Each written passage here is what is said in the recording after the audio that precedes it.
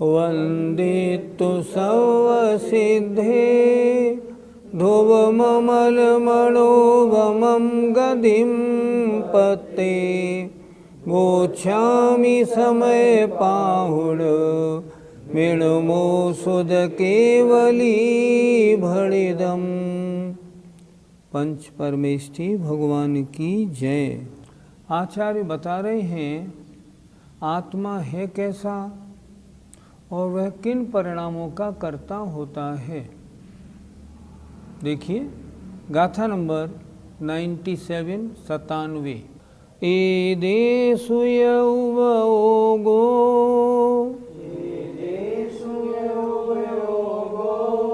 तिविहो शुद्धो निरंजनो भावो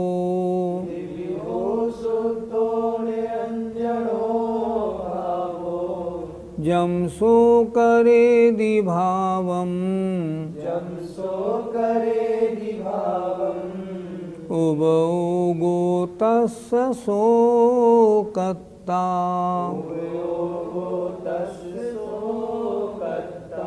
बोलिए एदेषु यौवोगो तिविहो शुद्धो निरंजनो भावो जम सो करे दिभावम उबोगो तस्य शोकत्ता।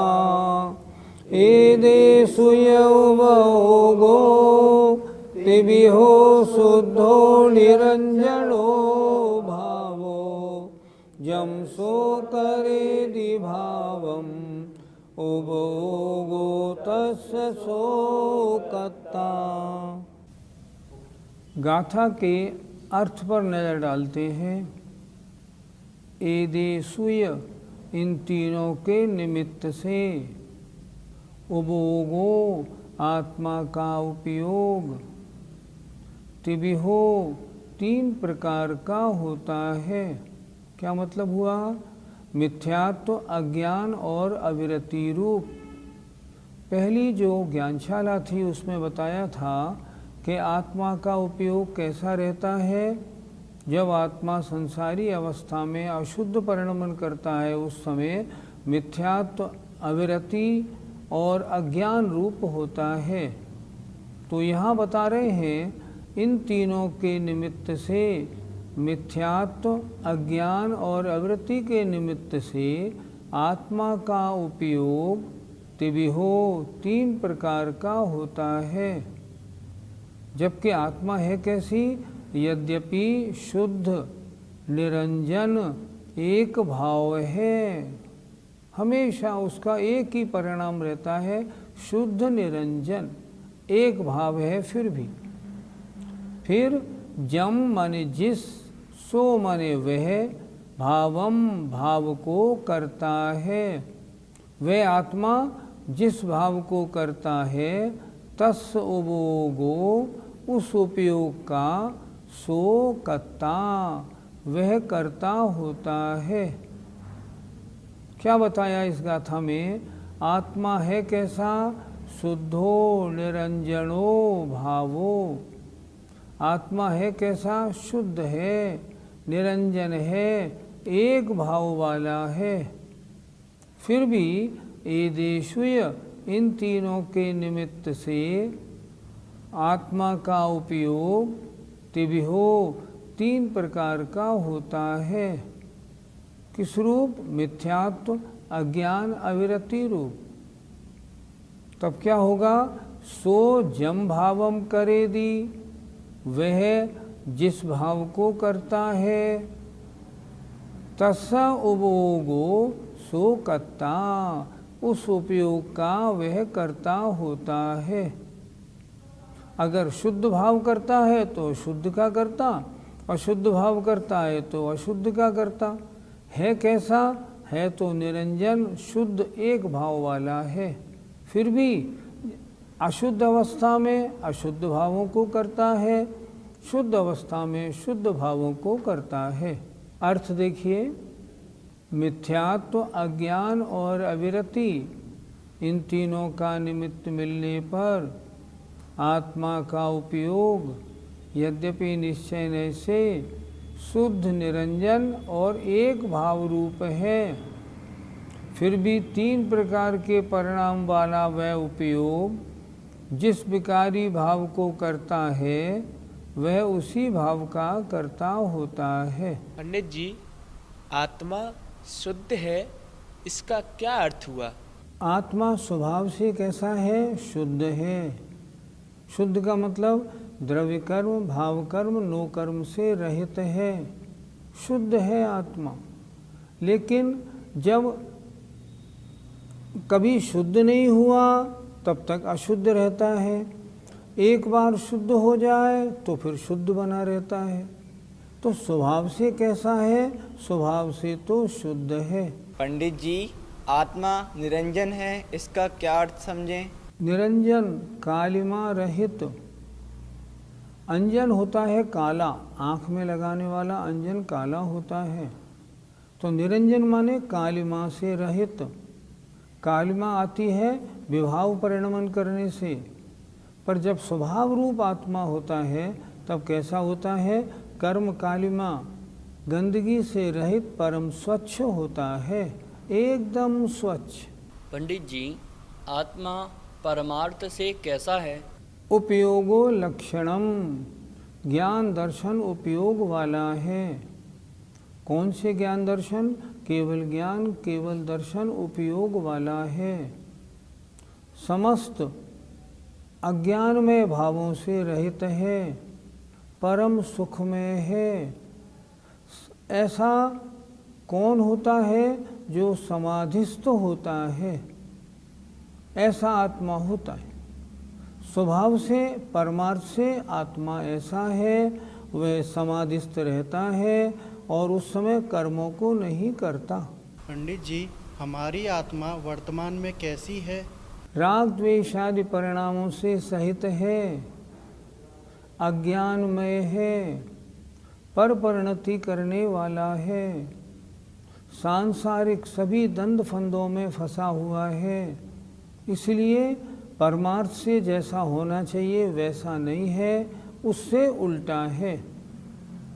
होना तो चाहिए वैसा, मेरी परिणमन कैसा होना चाहिए? स्वभाव रूप, पर वर्तमान में अज्ञान रूप परिणमन कर रहा है।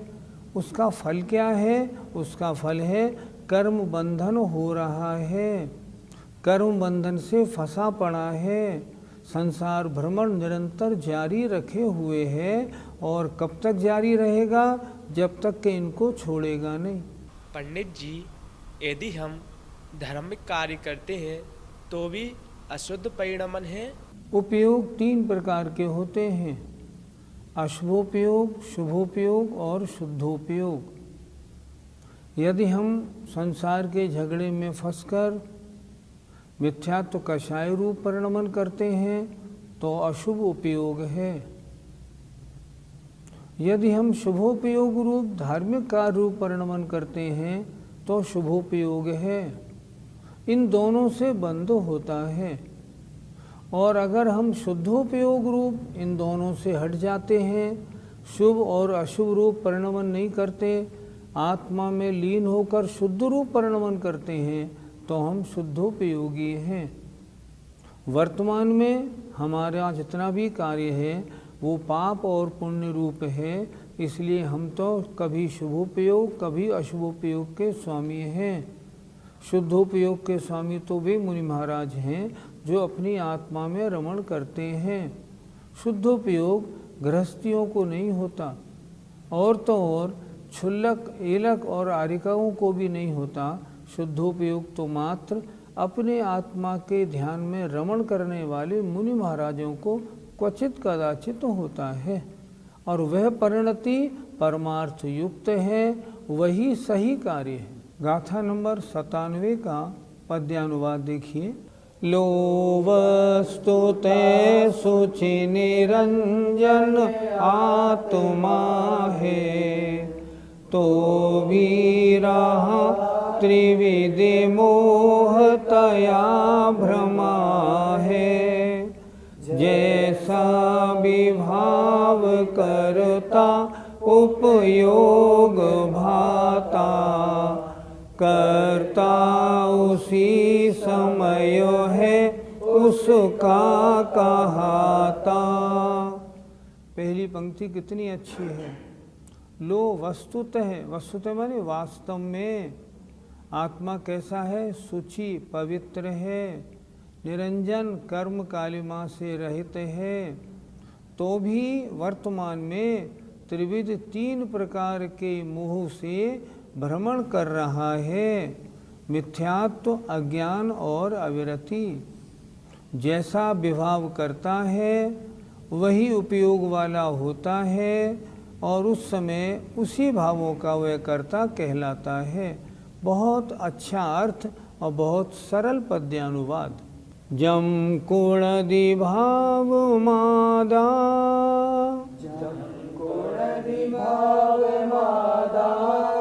कर्ता सोहोदितस्य भावस्य,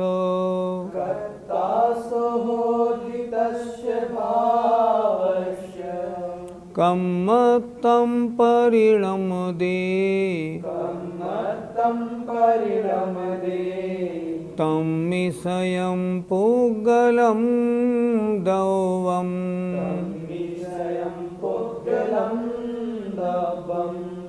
जम कुणदि भाव मादा, कर्ता सोहोदितस्य भावस्य, कम्मत्तं परिणमदे, तं विषयं पुग्गलं दैवम्। जम कुणदि भाव मादा, कर्ता सोहोदितस्य भावस्य, कम्मत्तं परिणमदे, तं विषयं पुग्गलं दैवम्। जम माने जिस, कुणदि माने करता है, भावम भाव को, आदा आत्मा। क्या कहा, जिस भाव को आत्मा करता है। कर्ता करता, सो माने वह होता है उस भाव का, अर्थात जिस भाव को आत्मा करता है उस भाव का वह कर्ता होता है। तो फिर क्या होता है, कम्मत्तम कर्म रूप से, परिणमदे परिणमित होता है, तम्मी उसके कर्ता होने पर, स्वयं माने अपने आप ही, पुद्गल द्रव्य, जैसा उसका परिणमन पुद्गल द्रव्य वैसा ही परिणमन करता है। शुभ परिणमन तो शुभ रूप, अशुभ परिणमन तो अशुभ रूप। फिर एक बार जरा देखें शुरू से। जम भावम आदा कुणदि, जिस भाव को आत्मा करता है, सो माने वह आत्मा, तस्य भावस्य उस भाव का कर्ता होता है। तब क्या होता है, तब नीचे आए चौथी पंक्ति, स्वयं माने तब स्वयं, पुद्गल द्रव्य उसके कर्ता होने पर कर्मरूप परिणमित होता है। जैसा कार्य वैसा पुद्गल का परिणमन। अगर कार्य शुभ है पुद्गल का परिणमन शुभ होगा, कार्य अशुभ है तो जो पुद्गल परिणमन कर्म जो बंधेंगे वो अशुभ बंधेंगे। इसलिए उन्होंने कहा, इनमें से जिन भावों को आत्मा जब भी करता है तब उस समय उन भावों का कर्ता होता है। किनका? भावों का, कर्मों का नहीं। उन भावों का करता है, क्योंकि भाव आत्मा ने स्वयं परिणमन होके किए हैं। कर्म जो बने हैं वो तो पुद्गल का स्वयमेव परिणमन है। कर्मों का करने वाला आत्मा कभी नहीं होता। जब जिन भावों को वो करता है उन भावों का उस समय कर्ता होता है। जिस भाव को करता है वह उस भाव का कर्ता होता है। उसके कर्ता होने पर पुद्गल द्रव्य स्वयं कर्म रूप परिणमित होता है। पंडित जी, आत्मा अज्ञान अवस्था में कैसा परिणमन करता है? अज्ञान अवस्था में मिथ्यात्व रूप परिणमन करता है, अर्थात जैसा सात तत्व का, आत्मा का, शरीर का, पुद्गल का स्वरूप है वैसा तो मानता नहीं, अन्य रूप मानता है। मिथ्यात्व माने गलत श्रद्धा रूप परिणमन करता है। अज्ञान रूप जैसा जानना चाहिए वैसा नहीं जानता, गलत जानता है। और अविरति रूप राग द्वेष से रहित परिणमन करना चाहिए लेकिन राग द्वेष से सहित परिणमन करता है। व्रत संयम रूप परिणमन करना चाहिए पर व्रत संयम से दूर रहकर परिणमन करता है। इस प्रकार मिथ्यात्व रूप और अज्ञान रूप और अविरति रूप परिणमन आत्मा अज्ञान अवस्था में करता है। पंडित जी, तो उसके करने से क्या होता है? जो कर्मण वर्गणाएं हैं वे अपने आप कर्मरूप परिणमन कर जाती हैं। आत्मा उनको कर्मरूप परिणमन नहीं कराता।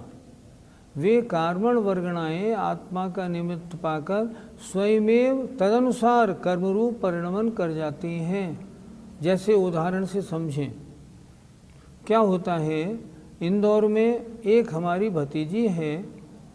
जब कभी हमारे यहाँ कोई बीमार होता है हम उससे कहते हैं ज़रा बेटा थोड़ा मंत्र जाप कर दो, वो ठीक हो जाए। वो क्या करती है, वहाँ से मंत्र जाप करती है और यहाँ बीमारी ठीक होने लगती है। निमित्त नैमित्तिक संबंध है। इसी तरह आत्मा जैसे परिणाम करता है वैसे कर्मों से बंधता जाता है। अगर अशुद्ध परिणमन होगा कर्मों से बंधेगा, शुद्ध परिणमन होगा कर्मों से छूटेगा। पंडित जी, शुद्धोपयोग से क्या लाभ है? अगर केवल ज्ञान प्राप्ति में कोई कारण है तो शुद्धोपयोग है। शुद्धोपयोगी जीव अगर श्रेणी में प्रवेश कर जाए और छपक श्रेणी में प्रवेश कर जाए तो 1 मिनट से कम समय में केवल ज्ञानी बन जाता है। शुद्धोपयोग से लाभ है, महान कर्मों की निर्जरा होती है। जितने अशुभ कर्म हैं सारे के सारे शुभ कर्म रूप परिणमन कर जाते हैं और वह आत्मा शीघ्र से शीघ्र केवल ज्ञानी बन जाता है। वर्तमान पंचम काल में शुद्धोपयोग का निषेध किसी शास्त्र में नहीं।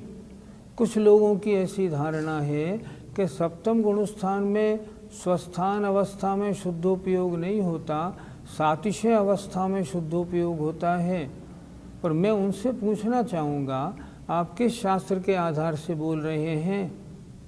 क्या किसी शास्त्र में लिखा है कि पंचम काल में शुद्धोपयोग नहीं होता? ये तो लिखा है कि पंचम काल में श्रेणी आरोहण नहीं होता। ठीक है, श्रेणी आरोहण बिना शुद्धोपयोग के नहीं होता, माना। लेकिन क्या शुद्धोपयोग स्वस्थान अप्रमत्त में नहीं होता? ऐसा कहीं निषेध लिखा? कहीं भी निषेध नहीं लिखा, किसी भी शास्त्र में नहीं लिखा। इसलिए वर्तमान में मुनि महाराजों के जब वे अपने आत्मा में लीन होते हैं शुद्धोपयोग होना संभव है, लेकिन श्रेणी आरोहण नहीं होने से शुद्धोपयोग का कार्य केवल ज्ञान की प्राप्ति हमें दृष्टिगोचर नहीं हो पाता। पंडित जी, कर्म का उदय होने पर वैसा ही परिणमन होता है क्या?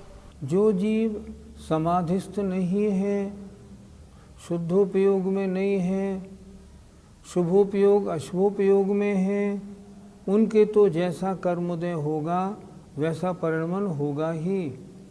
लेकिन जो जीव समाधिस्थ हैं, शुद्धोपयोगी हैं, उनके कर्म अपना फल देने में समर्थ नहीं होगा। उदय में आने से पूर्व ही उसका सारा अनुभाग क्षीण हो जाएगा और अगर उदय में आएगा भी तदनुसार उसका फल दृष्टिगोचर नहीं होगा। समाधिस्थ जीव के कर्म का फल उस तरह का हो ही हो ऐसा नियम नहीं, पर जो जीव समाधिस्थ नहीं है उनके तो होगा ही ऐसा नियम होता है। पंडित जी, परिणमन होने पर वैसे कर्म बंधते ही हैं? पहले प्रश्न के उत्तर में हमने बताया था समाधिस्थ जीव है, कर्म उदय में आएगा वैसा परिणमन हो या ना हो, लेकिन अगर आत्मा वैसे परिणाम करेगा तो कर्मरूप परिणमन होगा ही, ये नियम है।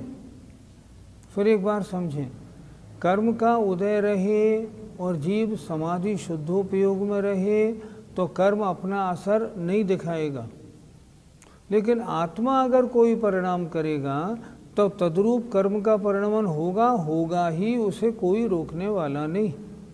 हम रागद्वेष रूप परिणमन करें और जो कार्बाण वर्गणाएं हैं वे कर्मरूप परिणमन न करें, ये संभव नहीं। हमारा निमित्त पाकर कार्बण वर्गणाएं कर्मरूप परिणमन जरूर करेंगी और आत्मा के साथ अवश्य बंधेगी। ये भी ध्यान रखें, आश्रव और बंध एक समय में होने वाली क्रिया है। ऐसा नहीं आश्रव पहले समय में और बंध दूसरे समय में, नहीं, एक ही समय में वे वर्गणाएं आत्मा के साथ चिपकेंगी। कार्बण वर्गणाएं कर्मरूप परिणमन भी होंगी और चिपक भी जाएंगी, दोनों कार्य एक समय में होते। पंडित जी, क्या कभी ऐसा भी होता है कर्म का उदय हो और फल वैसा ना हो? हम और आप सब गृहस्थी में घर में रहते हैं, हमारा क्रम है इतनी बार भोजन करना, इतनी बार पानी पीना, इतनी बार लैट्रिन बाथरूम जाना, पूरा हमारा क्रम चलता रहता है 24 घंटे। नियमित रूप से निद्रा भी आती है, थकावट भी होती है, कर्म का उदय बराबर है। और यदि हम मान लो समव शरण में प्रवेश कर जाएं तब क्या होगा? न निद्रा, न भूख, न प्यास, न मलमूत्र की बाधा, न निद्रा, सब कहाँ चले गए? क्या कर्म का उदय नहीं है? नहीं, कर्म का उदय तो है, पर कर्म का उदय द्रव्य क्षेत्र काल भाव की अपेक्षा रखता है। जैसा द्रव्य क्षेत्र काल भाव होता है कर्म का उदय उसके अनुसार बदल जाता है। इसलिए हमें और आपको चाहिए हम हमेशा अच्छा द्रव्य क्षेत्र काल भाव मिलाएं, साधु संगति करें, घर से दूर क्षेत्र में, आश्रम में, तीर्थ यात्रा में रहें, ताकि निमित्त अच्छे मिलें। तब जो कर्म उदय में आने वाले हैं वे भी उस द्रव्य क्षेत्र काल भाव के बदल जाने से अपना फल न दें और बहुत चैन और सुख की प्राप्ति हो। देखा भी जाता है, घर में रहते तो कष्ट होता और महाराज के पास चले गए कोई कष्ट नहीं होता। क्यों नहीं होता? द्रव्य क्षेत्र काल भाव के अनुसार कर्मों का फल होता है। इसलिए हमेशा अच्छे निमित्त मिलाने के लिए हमें तत्पर रहना चाहिए। गाथा 98 का पद्यानुवाद। रागादि भाव कर जीव जभी सुहाता, तत्काल पुद्गल स्वयं विधि रूप पाता। आकाश में रवि लसे फिर होए वर्षा, क्यों ना बने सुर धनु सहसा सहर्षा। नीचे की दो पंक्ति कह रही हैं, आकाश में सूर्य चमके और बारिश हो रही हो और सुरधनु माने इंद्रधनुष न बने, ये नहीं होता, वो तो होता ही है। इसी तरह जैसा परिणमन जीव हमारा जीव का होगा वैसे कर्मों का आश्रय बंद होता है। जय जिनेन्द्र।